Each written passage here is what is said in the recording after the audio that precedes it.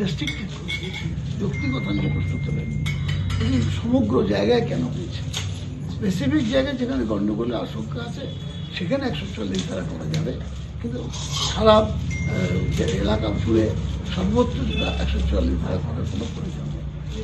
কালকে এই নিয়ে সন্দেশখালীতে আন্দোলন চলছে বিজেপি, অন্যদিকে নিরাপদ সর্দার তাকে গ্রেপ্তারের প্রতিবাদে কালকে সিপিএমের যে রাজ্য জুড়ে আন্দোলন ছিল, সেখানে বহরমপুরে একজন কাঁদানে গ্যাসে জখম হয়েছিলেন, আহত হয়েছিলেন, তিনি অসুস্থ ছিলেন, তারপর তার মৃত্যু হয়েছে। কি বলবেন? কাঁদানে গ্যাসে কারো মৃত্যুর খবর আজ পর্যন্ত পাইনি। আমারও মনে আছে 21শে জুলাই আমি এর ওপরেতে মেটাডোরে বক্তৃতা করছিলাম, আমি একা ছিলাম, সবাই তখন চলে যাচ্ছে, আমি একাই বক্তৃতা করছিলাম। আমার মেটাডোরের ওপর যখন এসে ডাইরেক্ট লাগে আমার, তখন আমিও পেছনে শুয়ে পড়ি এর উপরে মেটাডোরের উপরে। তখন আমার সহকর্মীরা তুলে নিয়ে গিয়ে প্রেস ক্লাবেই, তখন টেবিলের বোর্ড ছিল একটা, সেই টেবিলের বোর্ডের উপর শুয়ে আমাদের মুখে জল টল দিয়ে হাসপাতালে তো হয়তো শারীরিকভাবে সে দুর্বল ছিল, মৃত্যু হয়েছে, কিন্তু টিয়ার কাছে কারো মৃত্যুর খবর আমি কখনো শুনিনি। হতে পারে এটা একটা কোইন্সিডেন্স মাত্র, হতে পারে।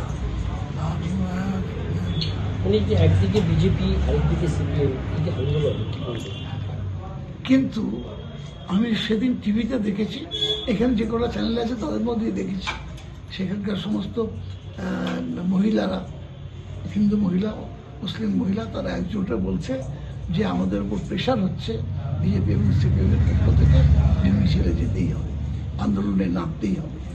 এখন কোন দিকে যাবে তারা? এই দরিদ্র মানুষগুলো কোন দিকে যাবে? তারা সাহারা করছে। আমি মনে করি শেষ সাহারাটা মমতা বন্দ্যোপাধ্যায় দেবে।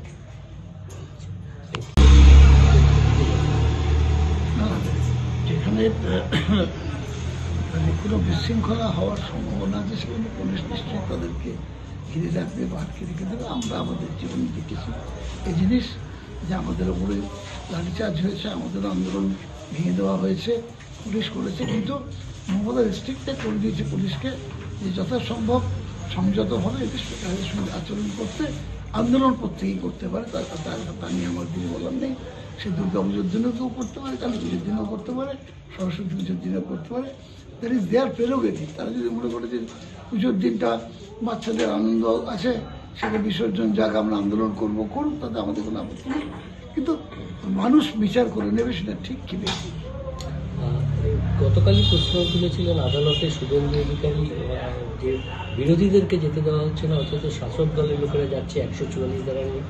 আদালতও 144 ধারার নিয়ে প্রশ্ন দিচ্ছে। দুজন গিয়েছিল মাত্র, আমাদের দলের দুজন বিধায়ক, একজন মন্ত্রী, একজন বিধায়ক, তারা দুজন গিয়েছিলেন, দল বেঁধে কেউ যাননি, 144 ধারা ভঙ্গ করেননি। এলাকার মানুষ এলাকার বাড়িতে ঢুকবেছে, সেকে আটকাবে কি? আটকাবে কি? কিন্তু আমরা চাই যে ওখানে শান্তি ফিরে আসুক, এবং যেসব মানুষরা বঞ্চিত হয়েছে, যাদের জমি কেড়ে নেওয়া হয়েছে বলে পেপারে বেরোচ্ছে, অন্তর্পক্ষে সত্যি মিথ্যা কোনো জানি না, সেসব দরিদ্র মানুষের জমি যেন তারা ফেরত দিয়ে যায়। আদালত 144 ধারা জারি